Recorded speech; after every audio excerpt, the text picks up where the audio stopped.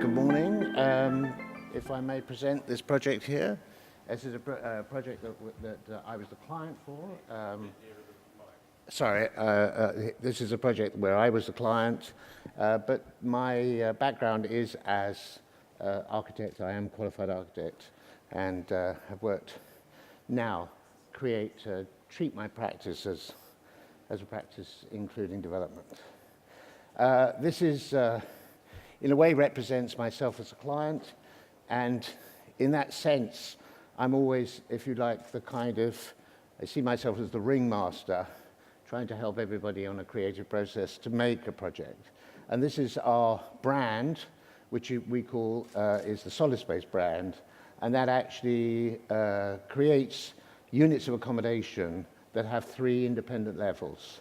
And those 3 independent levels, we refer to them as work, eat, live, work, and they represent all of the social activities of the home that we put into a single space.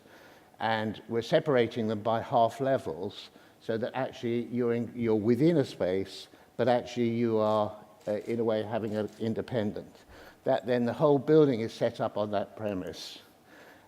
This building is set in Southwark, and Southwark used to be the marshlands. It was the first part of London that was inhabited after the City of London, and it was traditionally where, for 500 years, the only crossing across the Thames was London Bridge.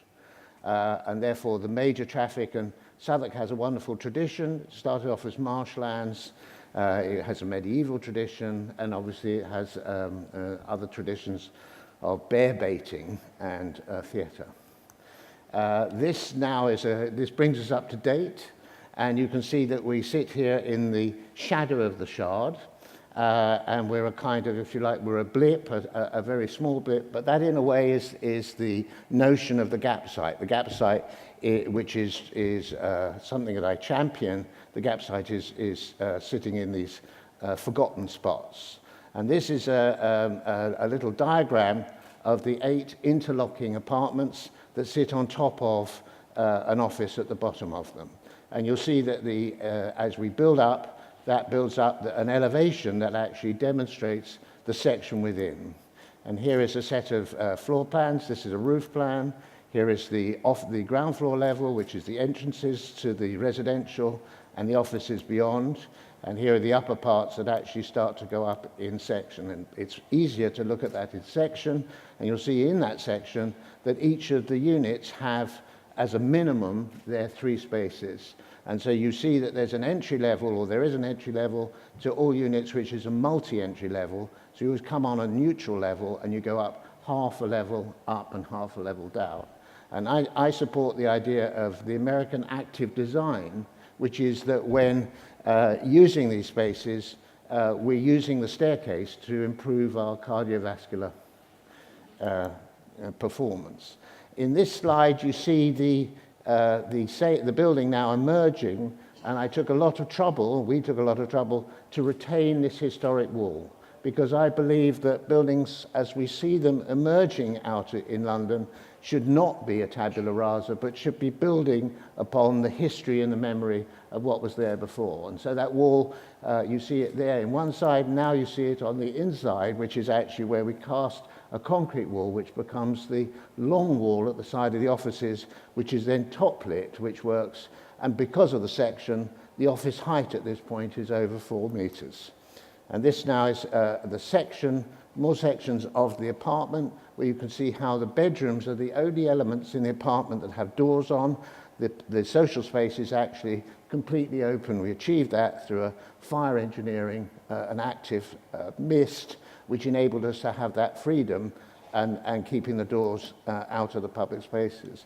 In this space, you're now seeing the effect of this. So you're looking at the middle level and looking out to a landscape beyond that is showing the benefit of that void. In other experimental work, we've now streamlined this void to be 1.5 meters wide. So actually, the sense of space is sitting in that void, or using that void, or operating to that void. You're within a double height, and therefore you're having this kind of wonderful notion of space and sky. And in an urban condition, one of the extraordinary opportunities is that urban sky is giving you a lot of sky because the height is so high. 5 meters is a better diagram. This is showing the section between the two, and these apartments are front to back, and this is actually looking down on the kitchen level, and this is looking into the kitchen, and this is looking at the building from the park. This is the building from the street. This is the building from the courtyard, which is the entrance, and they're discrete. The community has built up around the notion of people being there. So although there are only 8 apartments, they have built a very strong community between themselves. And here we have these rather beautiful elongated balconies, which are cantilevered away from the main frame. It's entire concrete construction, and these are held off. And Simon's point about these balconies, which is quite right, is that actually what they did is allow you to walk away from the building and actually observe the building. So that in a way, they're just tubes that actually separate you, and they're very dramatic in that sense.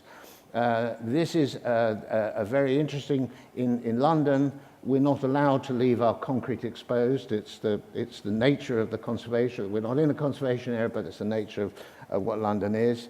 And therefore, what we've done here is this truncated volume has actually been encased completely in brickwork all the way around. This is looking inside the offices. Now the offices are not occupation. This is which is being operated by a very interesting design agency. This is inside the staircase core, and we've actually tried to ensure that the staircase cores do have the materiality of the finish. So you see the concrete, everything is there. You're observing exactly how the building is made, and it remains in that way. We're now back inside the apartments. This is more showing how these operate in reality. There's a very useful way of doing the balustrade around the void that created a bookshelf, creating a library. That gives you more an idea of the space. And here you are in the bedroom, in the bathroom, demonstrating that in parts of this structure you get this very beautiful light that comes down from above, and so that opens up. And in all of this entire development, the way the texture of the concrete washes with the light actually gives it a very great richness. And this is a demonstration of the half-level bonus, where you end up with a very small little desk where everybody, I'm encouraging them all to write their masterpiece novels. And this is another demonstration of the tactile nature of those elements. In a way, this is my philosophy of saying that actually I believe that development is part of a design process, and actually creative development is the way we make better buildings. And by making better buildings, we need to engage with it. And I think that actually the time it takes, so this has been often referred to as slow development. I believe it's slow development, but I believe it's beneficial because it allows me as the developer leading a team of great experts, my architects and all my other professionals, into actually reinforcing the quality and the materiality, reinforcing and looking at every detail. Here I'm making a bit of a claim for a gap Site Manifesto. I'm saying development is a creative process, and I believe that architecture is driving development, making perfection. And I leave you with a little cover of my book, which demonstrates to all architects in the rooms just how enjoyable the process of development can be, and just how enjoyable gap site development is, and what an opportunity it provides for our creative minds. Thank you so much.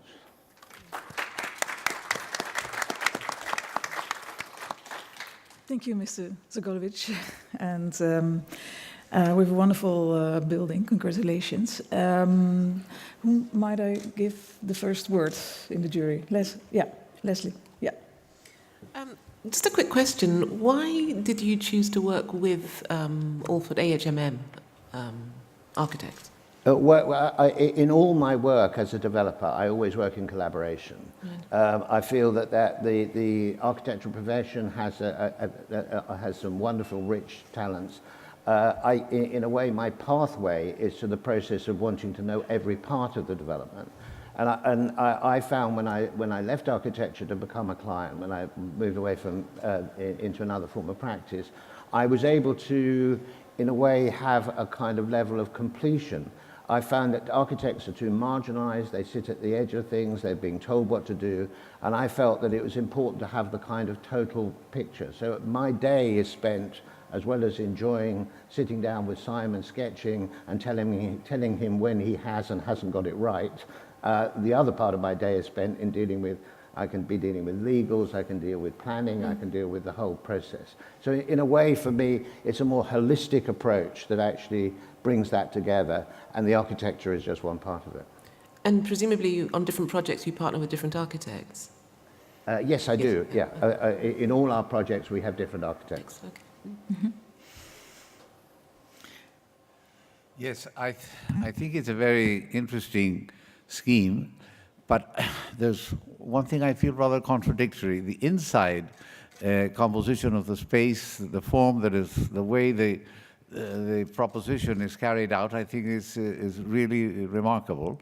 But that doesn't seem to be followed in the outside. I think there's a kind of prejudice in a sort of geometrical pattern that doesn't fit very well likewise with the surroundings. So why is that difference between the natural flow of the appreciation of materials inside and then a much more, how should I say, prejudiced outside? I think that's a very, very good question. I think that in this case, I think you'll find that the fenestration detail, the way we actually ended up with those T's and L's, was a demonstration, because every single one of those T's and L's allows you as the occupier to see your own building, so your own apartment. Mm-hmm. So it's a recognition. The T's and L's are not just shapes we've invented, they actually represent the three-dimensional element of what we're achieving. Sorry, I'll see if I can get that. No, I don't think I can. And I do recognize I would love to have more flexibility in what we could clad the outside of buildings. I'm an architect of a generation and a period where brickwork was a load-bearing material. And when I started my career as an architect, it would sit on the ground and then we would build up with it. This is absurd. This is brickwork used as a rain screen, which is hung. I mean, if you're going to hang buildings, hang a facade, why on earth do you choose brickwork? And the only reason we choose brickwork is because this took me 3 years to get through a planning process. When you saw in the context of what I'm sitting at against all the things, there you are, the shard at the background, but oh no, there is a prejudice against this kind of careful thought, and there's a huge lack of trust certainly in the UK, between a developer that claims they want to do something good and actually developers that don't do good, which I can understand, but actually the freedom to be able to express that with the vitality of the interior to the exterior, I'm afraid is a no-go within the context of our regulatory process. Yeah, my question is similar. So I actually wonder why the interlocking from inside is not reflected on the outside. I think it giving more individual identity to each units. I only agree, and I would love to do it in places because I think that the interior is so rigorous and so fascinating in its volumetric construct. And actually our future projects, we're now trying to, this is the end of a 15-year period of experimentation for us, and it's an experimentation on the bespoke side of the buildings. Now we want to try and rationalize this into the notion of trying to do it in prefabrication and to use this, to bring this typology down in size. These units are 110 and 150 square meters. We'd like to bring them down to about 50 square meters, which is what we're doing, but still have the same energy and space and volume set up inside the apartments. And so that actually does need a kind of, and also I want to attack the cost of construction. This was an incredibly costly construction.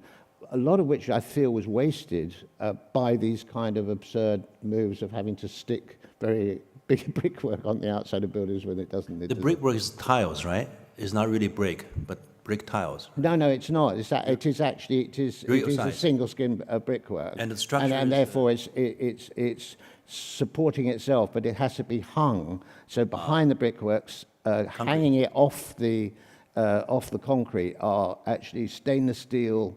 Very elaborate stainless steel, which in a way is another absurdity, and that absurdity is brought about by the notion of Coal Bridge, and I am the one and only founder and only member of the Coal Bridge Club, because I think in the notion of Coal Bridge we've lost a lot of the constructional accuracy and honesty that we inherited over 10,000 years of building.